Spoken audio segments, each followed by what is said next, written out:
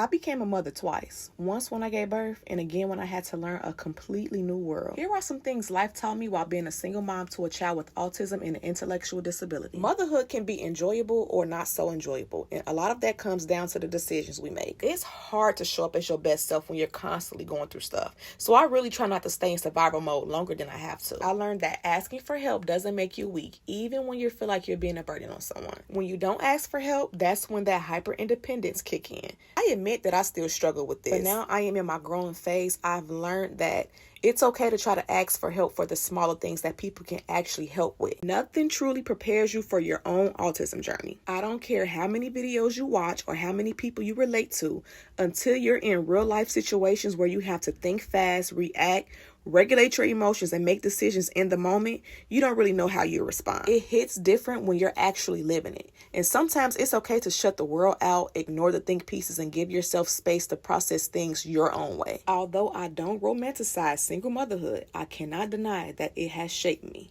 It actually taught me how to release resentment of what I cannot control. And emotional regulation, I also just learned to just let God handle what I cannot so I could live in peace instead of constant worry. Hardships don't have to keep you stuck. There is a choice to stay there or fight your way out. And yes, deciding to fight is hard, but actually doing it is even harder. Pulling yourself up every day is not easy, but it is possible. You got to keep choosing yourself. Being alone is a different type of grind, but it's also a season we need. It's where you grow. It's where you become the greatest version of yourself, even if it doesn't feel like it while you're in it. And having a child with special needs will have you pouring everything into them and completely forgetting about yourself. And sometimes you really do have to say, fuck them kids, just to rebalance yourself. Because taking care of you is what? Let me hear it.